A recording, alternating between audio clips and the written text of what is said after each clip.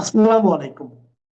প্রিয় দর্শক, আনন্দ মঞ্চের আলাপচারিতায় আপনাদের সকলকে আমন্ত্রণ। সামনে বড় দুঃসময়। বাংলাদেশের ইউনূস সরকার এবং সেই সরকারের পেছনে বসে বাংলাদেশের রাজনীতিতে যারা ছড়ি ঘোরাচ্ছেন সেই জামায়াত, এনসিপি, বিএনপি ইত্যাদি দলগুলোর। তারা ভেবেছিল ভোটে না জিতেও যেভাবে গত 1.5 বছর ক্ষমতার মধু খেয়েছেন, আগামী দিনগুলোতে আওয়ামী লীগকে নির্বাচনী ময়দান থেকে বহিষ্কার করে একটা ছেলে খেলা নির্বাচন করে সেই মধু ভবিষ্যতে খেয়ে যাবেন। সেই স্বপ্ন পূরণ হলো না। কেন বলছি কথাটা? বিভিন্ন সূত্র থেকে যে খবর আসছে তাতে শুধু বাংলাদেশের আওয়ামী লীগের কর্মী সমর্থকরা নন, যে বিরাট সংখ্যক সাধারণ মানুষ ইউনূস সরকারের আমলে এই কি বলবো, এই আইনের অভাবে যেভাবে মব সন্ত্রাস, চাঁদাবাজি, ঘুষ সব কিছু মিলিয়ে তারা সহ্যের শেষ সীমায় পৌঁছেছেন, সেই মানুষরা এটা জেনে খুশি হবেন যে নির্বাচন ফেব্রুয়ারিতে হচ্ছে। ইউনূস খুব চেষ্টা করছেন নির্বাচন আপাতত স্থগিত রেখে দিনগুলো তার শাসন চালিয়ে যাবেন। সেটাও সম্ভব হচ্ছে না। আওয়ামী লীগ নির্বাচনে অংশ নিচ্ছে, এর অর্থ আওয়ামী লীগের ওপর থেকে নিষেধাজ্ঞা উঠে যাচ্ছে। জামাত, এনসিপি, বিএনপি এবং ইউনূস স্বয়ং হাজার চেষ্টা করেও তারা আওয়ামী লীগকে নির্বাচনের বাইরে রাখতে পারবেন না। 3 নম্বর হচ্ছে নির্বাচনের ময়দান যাতে লেভেল প্লেয়িং গ্রাউন্ড থাকে, সেটা দেখবে আন্তর্জাতিক পর্যবেক্ষকরা, এবং সেই দেখাটাও হবে ভারত এবং আমেরিকার যৌথ তদারকিতে। এই বিষয়গুলো স্থির হয়েছে ভারত ও আমেরিকার মধ্যে অনুষ্ঠিত একাধিক জরুরি দ্বিপাক্ষিক বৈঠকে। সুতরাং বাংলাদেশের রাহু মুক্তির জন্য ধন্যবাদ দিতে হবে প্রেসিডেন্ট ডোনাল্ড ট্রাম্প ও প্রধানমন্ত্রী নরেন্দ্র মোদীকে। এই প্রসঙ্গে একটা কথা বলতেই হয়, সেটা হলো গত কয়েক মাস আমেরিকার এবং ট্রাম্প সাহেবের হাবভাব দেখে মনে হচ্ছিল যে এই ট্রাম্প সরকারও বুঝি পূর্ববর্তী বাইডেন সরকারের মতো শেখ হাসিনার শত্রু ও মোহাম্মদ ইউনূসের বন্ধু হয়ে বাংলাদেশকে আরও বড় সর্বনাশের দিকে নিয়ে যাবেন। সেটা হলো না। যার শেষ ভালো তার সব ভালো। সুতরাং গত কয়েক মাসের সন্দেহ, অবিশ্বাস, দুঃখ, বেদনা ভুলে, রাগ, এসবগুলো ভুলে এগোনো যাক সামনের দিকে। কিভাবে এই সিদ্ধান্ত হলো যে বাংলাদেশে কিভাবে নির্বাচন হবে, সে সিদ্ধান্ত ঢাকায় হবে না, হবে দিল্লি আর ওয়াশিংটনে। মানে বাংলাদেশের নির্বাচন কবে হবে, কিভাবে হবে, কে থাকবে সেই নির্বাচনে, কে থাকবে না, এবং আরও স্পষ্ট করে বলতে গেলে কে জিতবে সেই নির্বাচনে এবং কে হারবে এটা ঠিক করবে ভারত আর আমেরিকা। হ্যাঁ, দেশের মানুষের তাদের সিদ্ধান্ত তো অবশ্যই, কিন্তু ওই যে বললাম লেভেল প্লেয়িং ফিল্ড, সেটা এই মুহূর্তে তো সম্ভব নয় ইউনূসের আমলে। সুতরাং সেটাও ঠিক করবে এই দুই শক্তি। এবার আসুন কিভাবে ও কেন এই সিদ্ধান্তে পৌঁছলো দুই দেশ, সেই প্রসঙ্গটিতে। প্রথমত, ভূ রাজনৈতিক প্রেক্ষাপটে বাংলাদেশের গুরুত্ব দেখা যাক। বাংলাদেশের নির্বাচন প্রক্রিয়া কেন আন্তর্জাতিক মনোযোগের কেন্দ্রবিন্দুতে আছে তার মূল কারণটি হলো এর কৌশলগত ভৌগোলিক অবস্থান। ইন্দো প্যাসিফিক কৌশল, এটা হচ্ছে ওয়াশিংটনের যে প্রাথমিকতা, সেটা হলো চীনকে মোকাবিলা করা এবং মুক্ত উন্মুক্ত ইন্দো প্যাসিফিক অঞ্চল নিশ্চিত করার মার্কিন কৌশলগত লক্ষ্যের জন্য বাংলাদেশ গুরুত্বপূর্ণ। এখানে স্থিতিশীলতা ও গণতান্ত্রিক মূল্যবোধের প্রতিষ্ঠা ওয়াশিংটনের জন্য যেমন গুরুত্বপূর্ণ, যেমনটা তারা একাধিকবার অবাধ, সুষ্ঠু ও শান্তিপূর্ণ নির্বাচনের ওপর জোর দিয়ে ইতিমধ্যে প্রকাশ করেছে বহুবার। দুর্বল গণতান্ত্রিক কাঠামো চীনা প্রভাবকে আকর্ষণ করে, ওই টাকা পয়সা দেবে, লোন দেবে ইত্যাদি কর্ম, সেটা অলরেডি ইউনূস সরকার শুরু করে দিয়েছেন চীনের সাথে। ওই ঠাকুরগাঁওয়ের ওখানে লালমনিরহাটে ওখানে নাকি শুনছি হাজার শয্যার ওখানে হাসপাতাল তৈরি হবে। ওই গ্রামের মধ্যে যেখানে এমনিতেই জনসংখ্যা কম, সেখানে এই যে হাসপাতাল তৈরি করা মানে হচ্ছে অন্য কিছুই না, সেখানে ভারতের চিকেন নেকের কাছাকাছি থাকা চীনা প্রভাব। সুতরাং এটা ভারতের স্বার্থের পরিপন্থী। আবার চীনা প্রভাব এভাবে বেড়ে যাওয়াটা মার্কিন স্বার্থেরও পরিপন্থী। আঞ্চলিক নিরাপত্তা ও দিল্লির কাছে চীন ফ্যাক্টরটা দেখা যাক। ভারতের কাছে বাংলাদেশ কেবল প্রতিবেশী নয়, এটি তাদের আঞ্চলিক নিরাপত্তা ও অর্থনৈতিক স্থিতিশীলতার জন্য অপরিহার্য। চীনা প্রভাব যাতে বাংলাদেশের অভ্যন্তরে অতিরিক্ত শক্তিশালী হতে না পারে, সেজন্য ভারত একটি বন্ধুত্বপূর্ণ সরকারকে ক্ষমতায় দেখতে চায়। অতীতের অভিজ্ঞতা অনুযায়ী ভারত বাংলাদেশের অভ্যন্তরীণ রাজনীতি ও নিরাপত্তা বাহিনীতে গভীর মনোযোগ ও প্রভাব বজায় রেখেছে। উন্নয়ন এবং বিনিয়োগ। বাংলাদেশ বিশ্বের অন্যতম দ্রুত বর্ধনশীল অর্থনীতি এবং পোশাক শিল্পের অন্যতম বড় কেন্দ্র। অর্থনৈতিক স্থিতিশীলতা নিশ্চিত করা এবং নিজেদের বিনিয়োগ সুরক্ষিত রাখার জন্য বৃহৎ শক্তিগুলোর এখানে রাজনৈতিক স্থিতিশীলতা প্রয়োজন। সুতরাং বাংলাদেশের অভ্যন্তরে কি ঘটছে বা ঘটবে তা শুধুমাত্র ঢাকার চিন্তার বিষয় নয়, এটা বৃহত্তর ভূ রাজনৈতিক চিন্তার একটি গুরুত্বপূর্ণ অংশ। এইবার দেখি দ্বিতীয়ত দিল্লি ও ওয়াশিংটনের লক্ষ্য কী এবং তাদের প্রভাবের পদ্ধতিটা কী।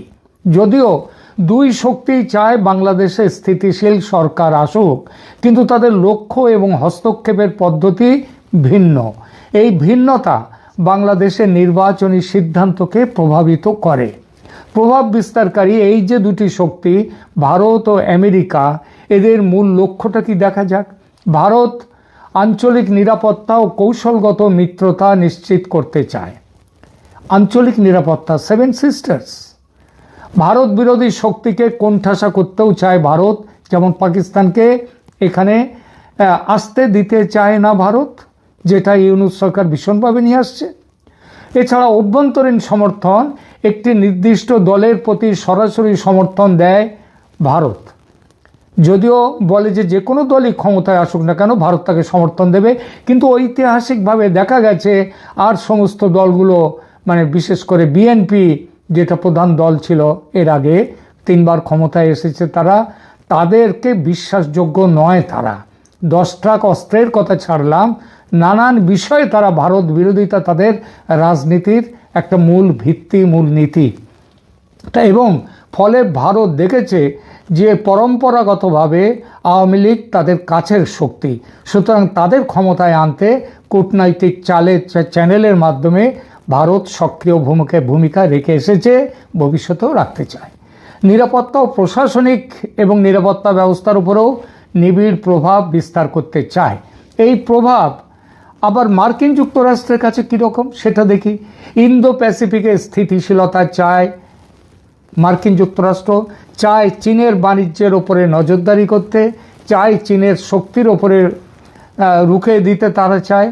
মানবাধিকারের চাপ দিয়ে তারা বাংলাদেশে গণতন্ত্রের ভিত্তিটা স্থাপন করতে চায়।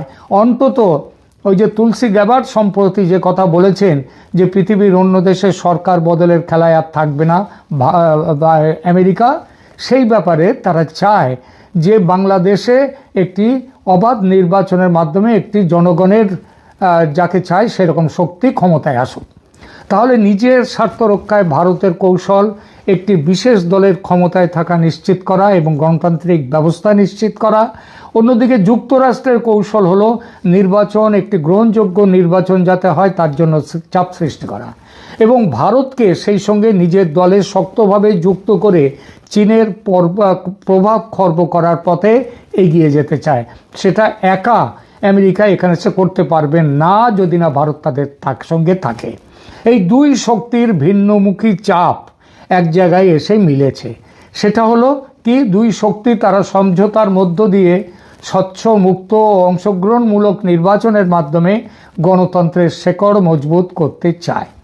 জঙ্গিবাদের পৃষ্ঠপোষক ইউনূস সরকারকে আর বাড়তে দিলে শুধু যে বাংলাদেশের শান্তি চলে যাবে তাই নয়, ভুগতে হবে এই উপমহাদেশকে, এমনকি বিশ্বের বিরাট একটি অঞ্চলকে। সুতরাং ভারত আমেরিকা দুই শক্তির আজ একত্র হওয়া। এরপর বাংলাদেশের রাজনৈতিক দলগুলো দেখুন নিজেরাই বহুবার বিদেশি শক্তিকে হস্তক্ষেপের সুযোগ করে দিয়েছে। বিরোধী দলগুলো প্রায়শই ক্ষমতাসীনদের বিরুদ্ধে বিদেশে অভিযোগ করে এবং বিদেশি কূটনীতিকদের কাছে ধর্ণা দেয়। এর ফলে অভ্যন্তরীণ রাজনীতিতে বিদেশিরা ছড়ি ঘোরাবার সুযোগ তৈরি দেখতে পায় এবং তারা ছড়ি ঘোরায়। সেই সুযোগ এবার গ্রহণ করলো ভারত ও আমেরিকার সঙ্গে। আস্থার অভাব এটাও একটা কারণ। দেশের প্রধান রাজনৈতিক দলগুলোর মধ্যে সংলাপ ও আস্থার চরম অভাবের জন্যেই বিদেশি দুতিয়ালি, যেমন জাতিসংঘ দুতিয়ালি করেছেন, ওখান থেকে তো সেই তুর্ক তিনি বলে দিয়েছিলেন বাংলাদেশের সেনাপ্রধানকে যেন সরকারের পক্ষে না থাকে, হাসিনার পক্ষে না থাকে। সুতরাং এরকম বহু ঘটনা, সুতরাং বিদেশি দুতিয়ালি জরুরি। এর সাথে যোগ করুন অর্থনৈতিক দুর্বলতা। বাংলাদেশের বর্তমান অর্থনীতির চ্যালেঞ্জ, বিশেষ করে রিজার্ভ ক্ষয় ও অর্থ পাচারের মতো বিষয়গুলো বহির্বিশ্বের অর্থনৈতিক সহায়তার উপর নির্ভরতা বাড়ায়। এই নির্ভরতা অনেক সময় অর্থনৈতিক ছাড়ের বিনিময়ে রাজনৈতিক চাপ গ্রহণ করতে বাধ্য করে। বাংলাদেশের অর্থনীতির বর্তমান ব্যাপক ধস সামাল দিতে পাশের দেশ ভারতের সাহায্য জরুরি, এটা বুঝেছে আমেরিকা, তাই হাত মিলিয়েছে ভারতের সঙ্গে। একইভাবে ভারতও বুঝেছে এ ব্যাপারে আমেরিকার অপরিহার্যতার কথা। আমেরিকা একসঙ্গে থাকলে ভারতও যেমন তার যে এজেন্ডা সেটা ঠিক করতে চালাতে পারবে, তেমনি আমেরিকাও তার এজেন্ডা চালাতে পারবে। তাই দুই দেশ আজ একসঙ্গে। কিভাবে ভারত আমেরিকা এই ব্যাপারে একত্র হলো, কারা এর দায়িত্ব নিয়ে এগুলো করলো? দেখুন, শেখ হাসিনা সরকারের পতনের পর ইউনূস সরকারের কাজকর্ম দেখে বাইডেন প্রশাসন দুশ্চিন্তায় পড়েছিল। ভারতের সঙ্গে আলোচনায় বসেছিল ভুল সংশোধনের চেষ্টায়। আপনাদের হয়তো মনে আছে 2023 নভেম্বরের শেষ দিকে, নভেম্বরের শেষে ভারত মার্কিন 2+2 মন্ত্রী পর্যায়ের বৈঠক হয়। এটি ছিল দুই দেশের পররাষ্ট্র ও প্রতিরক্ষা মন্ত্রী পর্যায়ের একটি উচ্চ স্তরের বৈঠক, যা নয়াদিল্লিতে অনুষ্ঠিত হয়। বাংলাদেশের নির্বাচন নিয়ে দুই শক্তির অবস্থানের মধ্যে বোঝাপড়ার চেষ্টা এই বৈঠকের মূল আলোচনার একটি অংশ ছিল। বৈঠকের মূল অংশগ্রহণকারীরা ছিল, আমি একটু ভুল বলেছি, 2024 নভেম্বর, ওটা 23 নভেম্বর নয়, 2024 নভেম্বরে এই বৈঠক হয়েছিল। বৈঠকের মূল অংশগ্রহণকারী কারা ছিলেন? যুক্তরাষ্ট্রের পক্ষে ছিলেন পররাষ্ট্রমন্ত্রী অ্যান্থনি ব্লিংকেন ও প্রতিরক্ষা মন্ত্রী লয়েড অস্টিন, আর ভারতের পক্ষে ছিলেন পররাষ্ট্রমন্ত্রী এস জয়শঙ্কর, অজিত ডোভাল ও প্রতিরক্ষা মন্ত্রী রাজনাথ সিং। বাংলাদেশের নির্বাচন নিয়ে সেখানে অনেক আলোচনা হয়। ভারতের অবস্থান ছিল বৈঠকের পর ভারতের পররাষ্ট্র সচিব বিনয় কোয়াত্রা সাংবাদিক সম্মেলনে বাংলাদেশের নির্বাচন নিয়ে দিল্লির অবস্থান স্পষ্ট করেন। তিনি বলেন, ভারত একটি স্থিতিশীল, শান্তিপূর্ণ ও প্রগতিশীল বাংলাদেশকে সমর্থন করে। তিনি জোর দেন যে বাংলাদেশের নির্বাচন তাদের অভ্যন্তরীণ বিষয় এবং দেশটির জনগণই তাদের ভবিষ্যৎ নিয়ে সিদ্ধান্ত নেবে। কিন্তু বাইডেনের চলে যাওয়ার সময় এসে গিয়েছিল, ভারতও সেজন্য খুব একটা উৎসাহ দেখায়নি। উৎসাহ দেখানোর সময় তখন ছিল না, কোনো ফল হয়নি। তাই এরপর ভারতে নিযুক্ত মার্কিন রাষ্ট্রদূত জানুয়ারি 2025 একটি সাক্ষাৎকারে মার্কিন রাষ্ট্রদূত এরিক গারসেটি বাংলাদেশের নির্বাচন নিয়ে মন্তব্য করেন। তিনি বলেন, যুক্তরাষ্ট্র ও ভারত উভয় দেশই যত দ্রুত সম্ভব বাংলাদেশে গণতন্ত্র দেখতে চায় এবং গণতন্ত্রই বাংলাদেশে নতুন অধ্যায় খুলে দিতে পারে। এই কথা এই ইঙ্গিত দেয় যে ভারত ও আমেরিকা দুজনে গোপনে কিংবা আড়ালে একটি স্থিতিশীল সরকারকে সমর্থন করতে চায়। প্রকাশ্যে যুক্তরাষ্ট্র চাইছে ভারত যেন গণতান্ত্রিক প্রক্রিয়াকে আরও বেশি গুরুত্ব দেয়। এই মন্তব্যের মাধ্যমে দুই দেশের অভিন্ন আকাঙ্ক্ষার কথা এবং তাদের চেষ্টার কথা তুলে ধরা হয়েছে। এছাড়াও এই দুটো আনুষ্ঠানিক বৈঠক ছাড়াও দুই দেশের উচ্চপদস্থ কর্মকর্তারা যেমন পররাষ্ট্র সচিব, আন্ডার সেক্রেটারি, জাতীয় নিরাপত্তা উপদেষ্টা, তারা নিয়মিত আঞ্চলিক নিরাপত্তা ও কৌশলগত আলোচনায় অংশ নিয়ে বাংলাদেশের পরিস্থিতি নিয়ে আলোচনা চালিয়েছেন। এসব আলোচনায় বাংলাদেশের নির্বাচন, ইন্দো প্যাসিফিক অঞ্চলে চীনা প্রভাব এবং আঞ্চলিক স্থিতিশীলতা প্রাধান্য পেয়েছিল। তাহলে কি মূল টেক অ্যাওয়ে তাহলে কি হলো? এই বৈঠকগুলো প্রমাণ করে যে বাংলাদেশের নির্বাচন শুধুমাত্র রামায়ণের কথা বা রামায়ণের কাহিনী এই উপমহাদেশের হিন্দুরাই শুধু নন, মুসলমানরাও জানেন। মহর্ষি বাল্মীকি এই রামায়ণ লিখেছিলেন, তাই এই মহাগ্রন্থকে বলা হয় বাল্মীকি রামায়ণ। যদি কাউকে অল্প কথায় রামায়ণের গল্প বলতে বলা হয়, তাহলে তিনি বলবেন রামায়ণ হলো রামের গল্প। অত্যাচারী রাক্ষসরাজ রামের স্ত্রী সীতাকে চুরি করে নিয়ে যান। তারপর সীতাকে উদ্ধার করতে রাম যুদ্ধ করেন রাবণের বিরুদ্ধে। যুদ্ধে রাবণকে হত্যা করে সীতাকে উদ্ধার করেন। এই হলো গিয়ে বাল্মীকি রামায়ণের মূল আখ্যান। এই রামায়ণের বাইরে আরও একটা রামায়ণ আছে, তার নাম অদ্ভুত রামায়ণ। বটতলায় ছাপা কোনো বই নয়, শুদ্ধ সংস্কৃতে লেখা। এই বইয়ের বয়সও কয়েক হাজার বছর। এখানে রামায়ণের গল্প আছে, তবে সে গল্প অদ্ভুত। সীতা এখানে রাবণ ও মন্দোদরীর কন্যা, বুঝলেন? সীতা রাবণের কন্যা, রাবণ আর মন্দোদরীর। জন্মের পর ঈশ্বরের ভবিষ্যৎবাণী অনুসারে কি ভবিষ্যৎবাণী ছিল এই কন্যা তার পিতা রাবণের মৃত্যুর কারণ হবে, তাই তাকে মাটিতে পুঁতে রেখে আসেন রাবণ। কোথায় গিয়ে মাটিতে পোতেন? মিথিলায়, জনক রাজার দেশে, যেখান থেকে রাজা জনক ওই চাষ করতে গিয়ে লাঙলের সামনে তিনি মাটি থেকে উঠে আসেন এবং তাকে পান, সেই মেয়ে সীতা। সীতা শেষে, অদ্ভুত রামায়ণের গল্প এটা, সীতা শেষে মহাকালীর রূপ ধারণ করে রাবণের 1000 সহোদর ভাইয়ের বিরুদ্ধে যুদ্ধ করে বিজয়ী হন। এর বাইরেও বহু অদ্ভুত কাহিনী, উপকাহিনী আছে এই অদ্ভুত রামায়ণে, যা জানলে বাল্মীকি রামায়ণের পাঠকের চোখ কপালে উঠতে বাধ্য। এই রকম চোখ কপালে ওঠা একটা কাহিনী শুনলাম আজ সকালে। শুনলাম না বলে দেখলাম বলাই ভালো।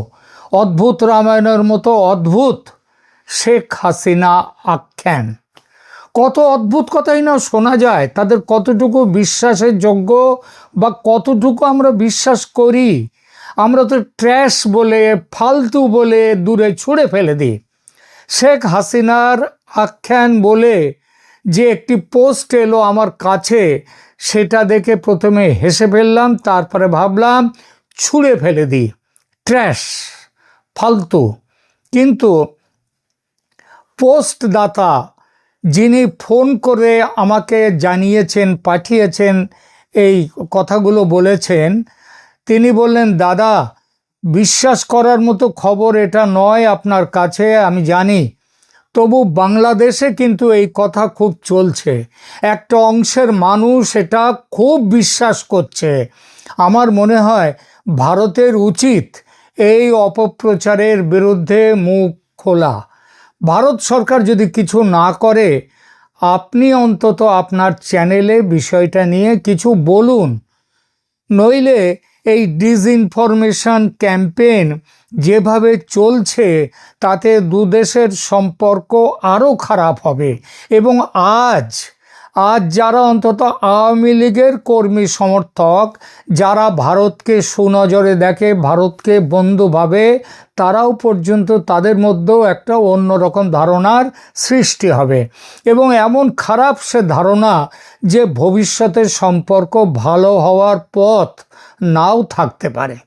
এতটা শোনার পর সিদ্ধান্ত নিলাম বিষয়টা নিয়ে কথা বলবো কথা। তবে তার আগে যে লেখাটি আমাকে পাঠিয়েছেন বাংলাদেশ থেকে আমার সেই দর্শক, সেটাকেই ঘষে মেজে অনেক বাদশাদ দিয়ে তারপরে কিছুটা বলি।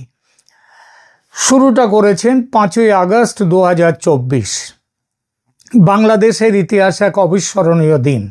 কিন্তু সেই দিনটি কি কেবল একটি গণ অভ্যুত্থান ছিল, নাকি পর্দার আড়ালে লেখা হয়েছিল অন্য কোনো চিত্রনাট্য? শেখ হাসিনা দেশ ছাড়লেন, কিন্তু কেন তিনি ভারতেই গেলেন? কেন আজ কয়েক মাস পেরিয়ে গেলেও তাকে জনসমক্ষে দেখা যাচ্ছে না? এটা কি ভারতের কোনো সুকৌশলী পরিকল্পনা? তাকে কি সেখানে বন্দি বা পলিটিক্যালি ডিটেইনড করে রাখা হয়েছে? 5 আগস্টের সেই রহস্যময় ঘণ্টাগুলো কিন্তু এরকম কিছু ইঙ্গিত দেয়।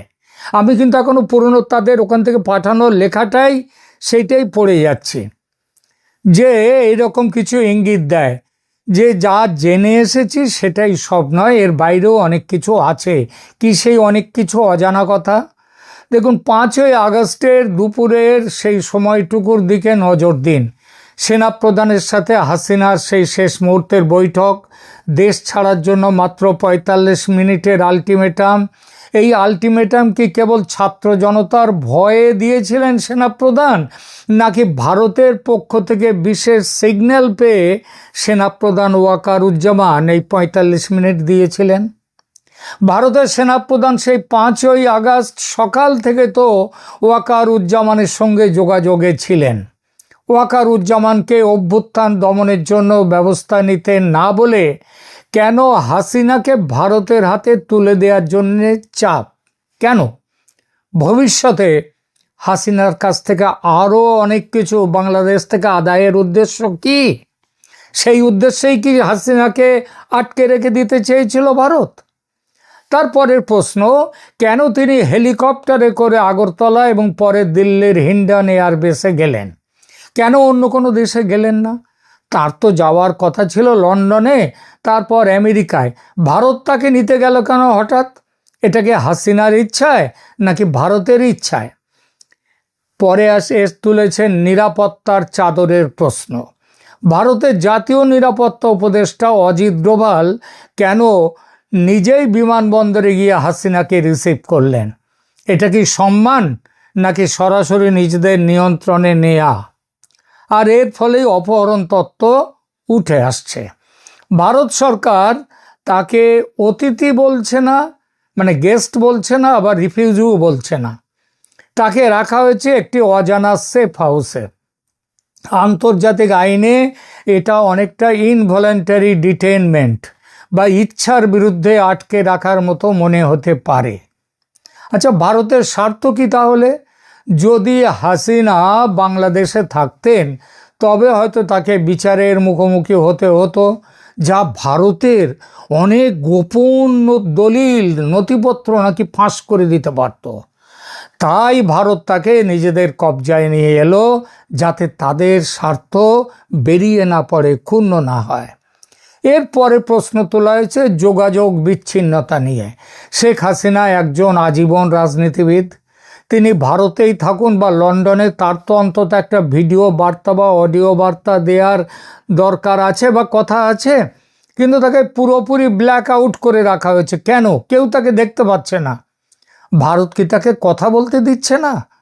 ডিজিটাল কারফিউ চালু হচ্ছে, শোনা যায় তার কাছে থাকা সব ইলেকট্রনিক ডিভাইস ভারতের সরকার বা ফোন ভারত সরকার এক প্রকার নজরদারিতে রেখে দিয়েছে। এটা কি তাকে সুরক্ষিত রাখার নাম করে তথ্য ও তার প্রভাবকে আটকে রাখার কৌশল? এরপরে আছে ট্রাম্প কার্ড। ভারতের কাছে ট্রাম্প কার্ড, ডোনাল্ড ট্রাম্পের কার্ড নয়, একেবারে ছক্কা মারার মতো তুরুপের তাস। শেখ হাসিনাকে হাতে রেখে ভারত আসলে বর্তমান অন্তর্বর্তী সরকারকে বিরাট চাপে রাখছে। যদি বাংলাদেশ সরকার ভারতের কথা মতো না চলে, তবে ভারত যে কোনো সময় হাসিনাকে অস্ত্র হিসেবে ব্যবহার করতে পারে। কি সেই অস্ত্র সেটা অবশ্য বলা হয়নি।